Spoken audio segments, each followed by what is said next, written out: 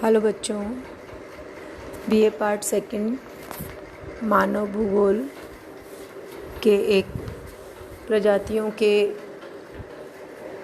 बारे में हम पढ़ रहे हैं लगातार।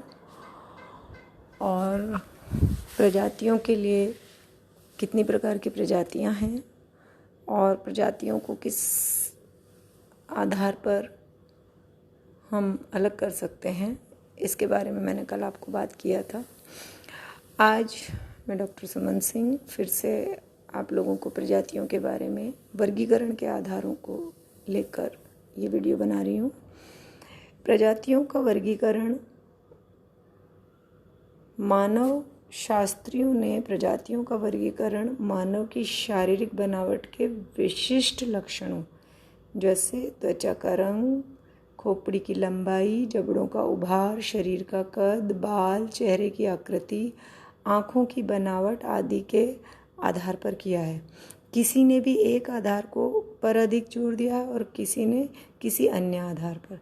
सामान्यतः प्रजातियों का वर्गीकरण निम्नलिखित दो लक्षणों के आधार पर किया जाता है: बाह्य ऊपरी या शारीरिक लक्षण, और दूसरा आंतरिक कंकाल संरचनात्मक लक्षण।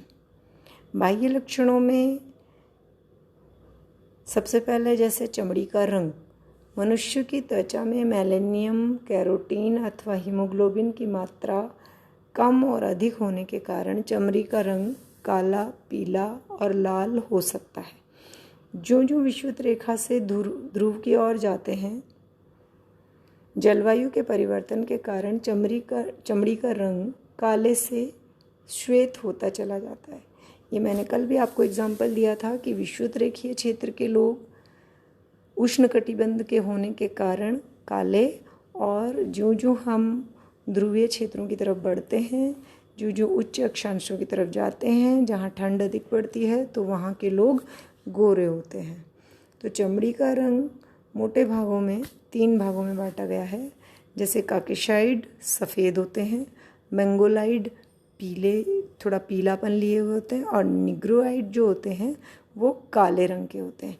इन तीनों रंगों में और भी कई विभिन्नताएं पाई जाती हैं, जैसे जैतूनी रंग से लेकर लगातार काला, फिर मिश्रित श्वेत, गेहुआ, हल्का भूरा इत्यादि। अब जो बाहरी लक्षणों के आधार पर हम वर्गीकरण करते हैं, उसमें सबसे पहला आता है बालों की बनावट।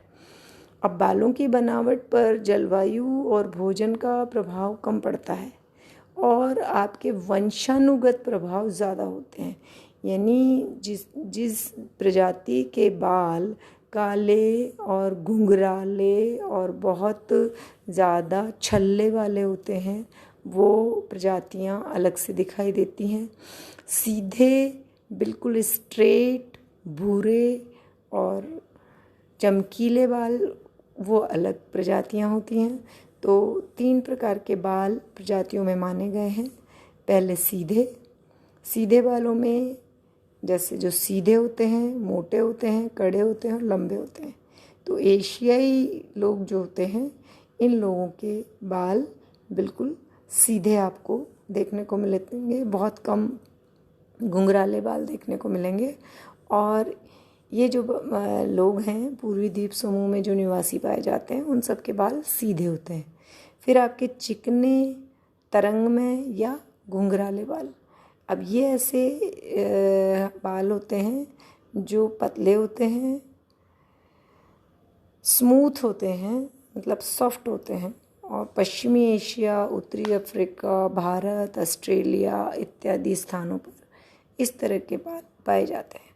फिर ऊन जैसे काले बाल, यानी जैसा ऊन उलझी हुई रहती है, छल्लेदार होते हैं, जिनको सुलझाना बहुत मुश्किल होता है, बहुत कड़क बाल होते हैं, वो सब निग्रोटास, पेपुआन, मेलेनियम आदि लोगों में पाए जाते हैं। जैसे बालों के आधार पर जब हम किसी को देखते हैं तो हम बड़े आसानी से कह देते हैं, अरे ये तो निग्रो है, क्योंकि उसके बाल जो घुंघराले और रंग काला, होठ मोटे, उसको देखकर ही हम अंदाज़ा लगा लेते हैं। फिर आपके शरीर का कद। शरीर के कद में एक बहुत छोटा कद यानी नाटा मतलब शॉर्ट हाइट।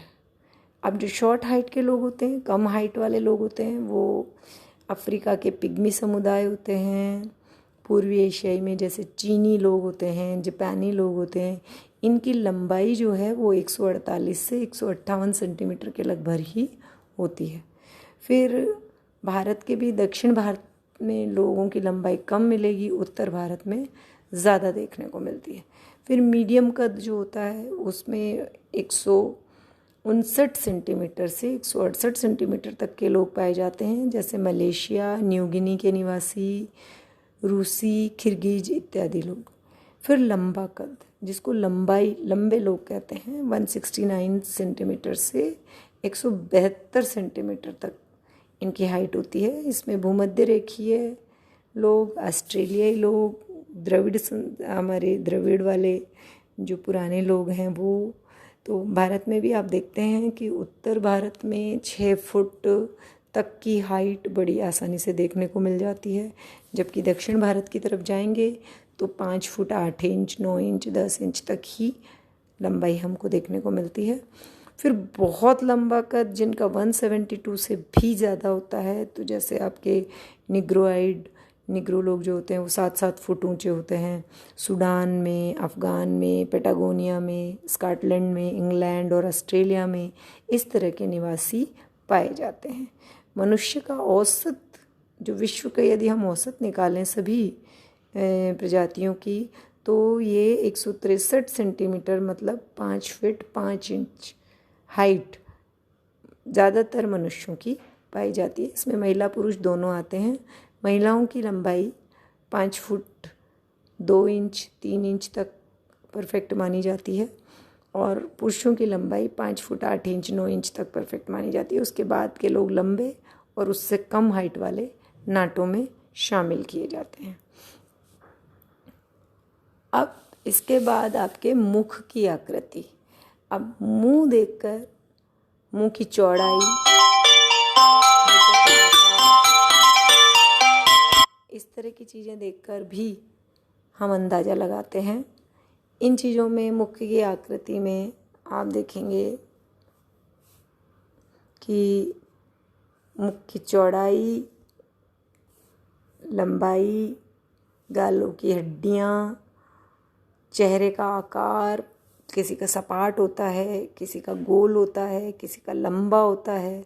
तो इसी आधार पे जब हम वर्गीकृत करते हैं इनको, तो चौड़े मुख वाले जिनका मुंह का जो सूचकांक होता है वो 85 के लगभग आता है, मध्यम मुख वाले जिनका 85 से 98 तक आता है, और लंबे मुख वाले जिनका 98 से भी अधिक आता है। अब इसके अतिरिक्त हम आँखों के रंग और उनकी बनावट, तो आई कलर में आप देखते हैं कि बहुत से जो आपके ठंडे प्रदेशों के लोग हैं उनकी आँखें नीली, बिल्ली जैसी, भूरी और इस तरह की होती हैं, जबकि काले लोग जो होते हैं उनकी आँखें भी काली, बहुत काला अधिक रंग लिए हुए। जैसे अब आप देखेंगे कि आँखों की बनावट में जो अंतर पाया जाता है, उसमें कुछ आँखों की जैसे बादाम की तरह तिरछी होती है, किसी की गोल होती हैं। तो इसमें बिल्कुल क्षैतिज, जिसको कहते हैं ना, खुलते ही आपके एक आड़ी दिखाई देती हैं, इस तरह की आँखें यूरोप, उत्तरी अफ्रीका, दक्षिण पश्चिमी एशिया, भारत के लोगों की मानी जाती है। जबकि जब आप चीनी, जापानी, मंगोलियंस ऐसे लोगों को देखेंगे तो इनकी आँखें आपके भारत और अदर लोगों से अलग होती हैं। आप देखकर, उस व्यक्ति को देखकर ही पहचान जाते हैं कि ये व्यक्ति चीन से आया है, या जापान से आया है, या ये मंगोलियन है। हमारे यहाँ भी पूर्वी भारत के हिस्सों में कुछ कुछ चीनी जापानी जैसे ही लोग दिखाई देते हैं, तो वो पहाड़ी लोग ऐसे ही होते हैं। उसके बाद आपका नेक्स्ट है होठ का आकार। इसमें बच्चों जब मैंने होठ लिखा तो ये ओठ बन गया, तो आप लोग इसको होठ पढ़ें। होठों की बनावट में भी भिन्नता पाई जाती है। जैसे आप देखेंगे कि नीग्रो प्रजाति के जो लोग होते हैं उनके होंठ काफ़ी मोटे और बाहर की ओर लटके हुए होते हैं, जबकि अन्य क्षेत्रों के लोगों को आप देखेंगे तो होंठ पतले, यूरोपियंस आप देखेंगे तो पतले पतले होंठ वाले होते हैं। भारत में देखेंगे तो उत्तर भारत के लोगों के होंठ पतले और दक्षिण भारत के लोगों के होंठ मोटे दिखाई देते हैं। उसके बाद आंतरिक लक्षणों में सर का आकार आता है। सर का आकार भी आप देखिए सूचकांक होता है, इसमें जब सूचकांक 75 से कम होता है तो लंबा सिर कहलाता है, 75 से 80 के बीच में होता है तो उसको मंझला या मध्यम सिर कहते हैं, और 80 से अधिक होता है तो सिर को हम छोटा कहते हैं। तो ये इंडेक्स दी हुई है, आप लोग इसको देख लें। फिर लंबे सिर वाले लोग जो होते हैं वो मेलेनेशियन, निग्रो, एस्किमो, निग्रोइड, अमेरिकी, इंडियन, उत्तरी और दक्षिणी यूरोप के निवासी, पूरा द्रविड़ लोग, मध्यम सिर वाले लोगों में बुशमैन, भूमध्य सागरीय नार्डिक लोग, अमरेंड लोग, हंटेटाइट्स लोग, छोटे सिर वालों में ऑल्पस, कार्पेथियन, तुर्क, तुंगुस, मंगोल आदि पाए जाते हैं। उसके बाद हम नाक का आकार, अब नाक का आकार भी देखेंगे तो नासा सूचकांक कहते हैं इसको, और आप देखेंगे कि निग्रो लोगों की नाक चपटी और चेहरे पर फैली हुई दिखाई देती है, जबकि यूरोपियन लोगों की नाक तीखी और जैसा तोते की उठी हुई नाक होती है उस तरह की होती है। तो नाक में भी जैसे सक्रिय और पतली नासिका जो होती है वो उष्णकटिबंधीय लोगों में निवास करने वाले लोगों की पाई जाती है, लाइक हमारे भारत के लोग। मध्यम नासिका, इसमें साइबेरिया के निवासी, कुछ अमेरिकी भारतीय, कुछ पीला वर्ण वाली प्रजातियाँ, और चपटी और चौड़ी नाक होती है वो ज़्यादातर अर्धशुष्क मरुभूमियों, प्रशांत महासागर, ऑस्ट्रेलिया के मूल निवासियों की पाई जाती है। तो आप देखिए कि नाक का भी सूचकांक के आधार पर प्रजातियों का वर्गीकरण किया जाता है। अब प्रजातियों के वर्गीकरण के ये कुछ प्रमुख तत्व थे जो मैंने आज आपको बताए हैं, इसको ध्यान से आप लोग पढ़ लीजिएगा। इससे नेक्स्ट अगेन फिर मैं प्रजातियों का ही तीसरा पार्ट आप लोगों को बताऊंगी, और इसको पढ़ने के बाद यदि आप लोगों को कुछ भी समझ ना आए तो आप मुझसे बात करते सकते हैं।